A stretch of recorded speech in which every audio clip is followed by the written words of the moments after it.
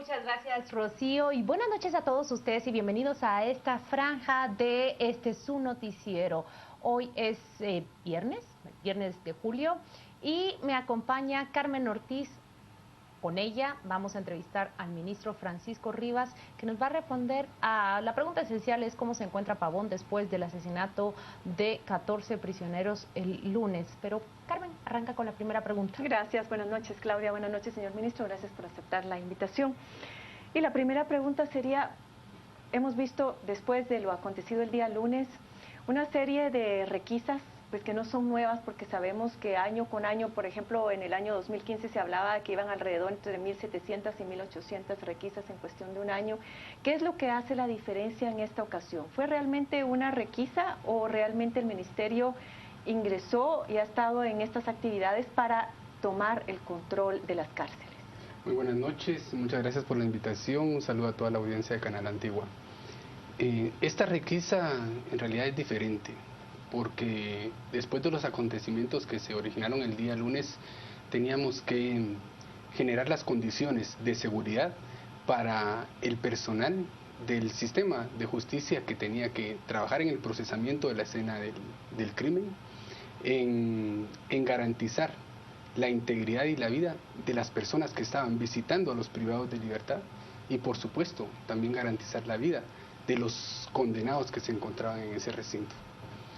Sabíamos de que habían utilizado armas, se hablaba en un principio de la detonación de una granada, y teníamos que generar todo un esquema de seguridad importante por parte de la Policía Nacional Civil, porque el sistema penitenciario no lo tiene, para tomar el control y generar todas esas condiciones. Por eso demoró un día, por decirlo así, porque ustedes empezaron, no sé si el miércoles o no, fue el jueves cuando empezaron la primera.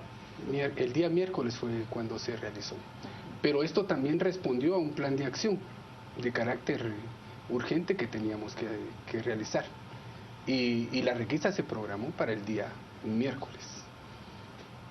Representa toda una logística poder llevar 4.000 agentes de la Policía Nacional Civil a asegurar el cordón de la granja penal de Pavón y también el interior del centro. Tomen en cuenta de que son más de 38.000 metros cuadrados los que tiene esa granja, y más de 25 sectores con cerca de 3.000 privados de libertad. Y reconozco la capacidad de profesionalismo de la Policía Nacional Civil, porque ingresamos sin disparar un solo tiro y sin violentar ningún derecho fundamental de ningún privado de libertad. Pero es evidente que esos hombres recluidos en Pavón también estaban anuentes a esa requisa. ¿Cuál es el ambiente que ha quedado entre ellos después de ese asalto tan violento?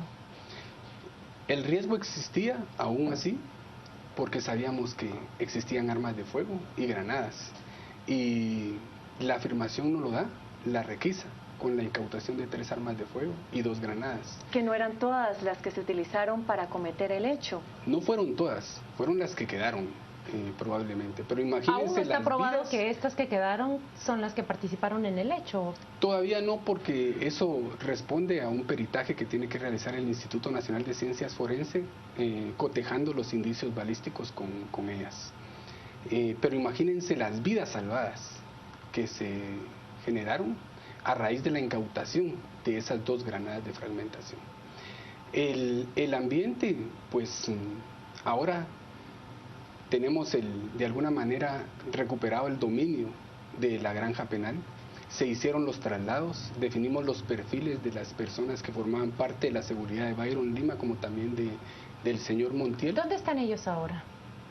Ellos fueron trasladados a diferentes centros de privación de libertad, de los 22 con que contamos.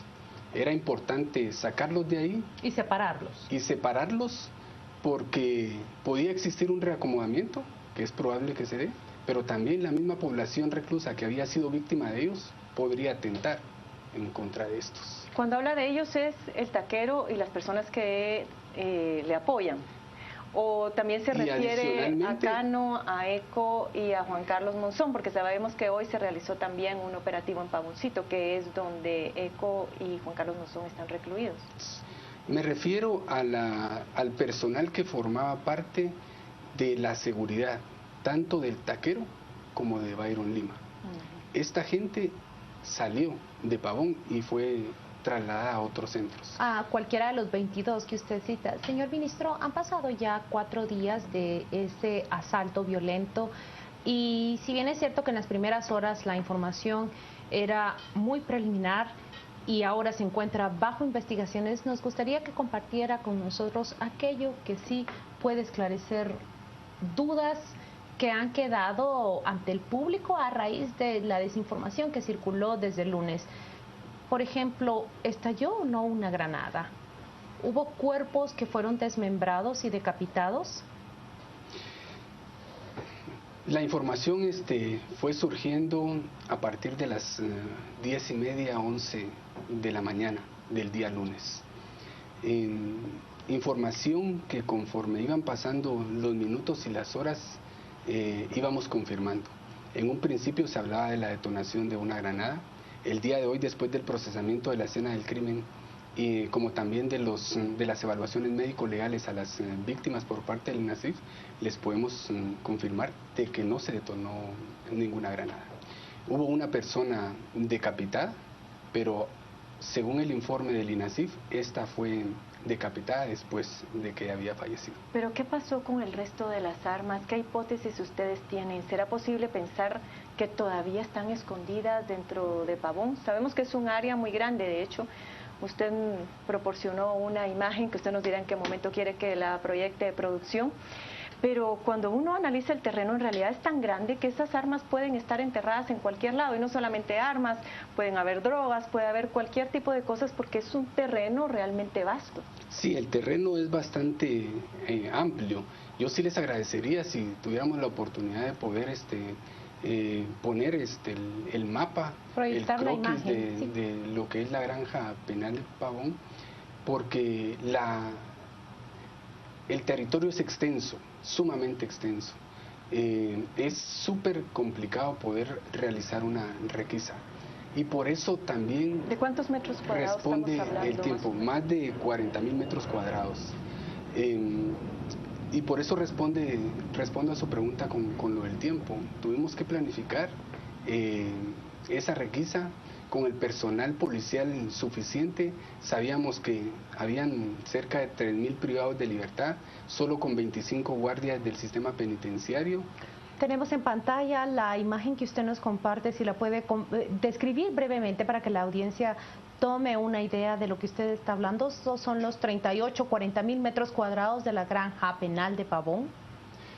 Como ustedes se pueden dar cuenta, toda esa circunvalación que ahí se puede reflejar fue estratégicamente tomada por la Policía Nacional Civil.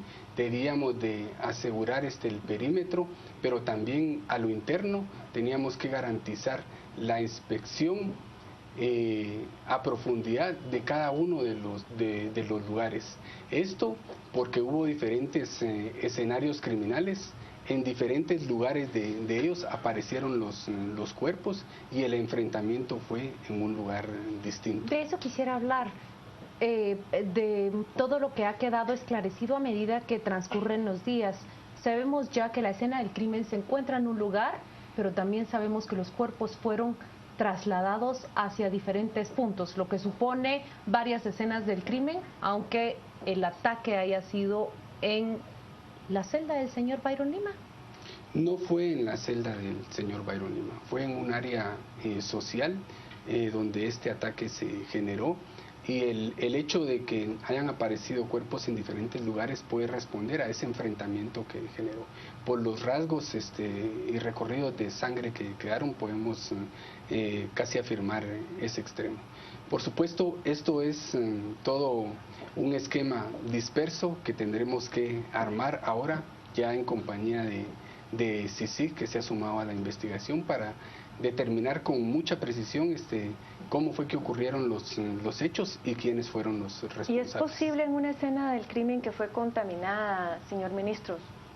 no sé hasta qué punto sea cierto esto, que fueron los mismos reos los que tuvieron que sacar o movilizar los cadáveres de donde habían quedado para entregarlos, en este caso a los bomberos y a los policías que iban a sacarlos del lugar. ¿Es posible con tanta contaminación, usted cree, poder armar nuevamente cómo fue que se dieron las circunstancias e identificar a los responsables?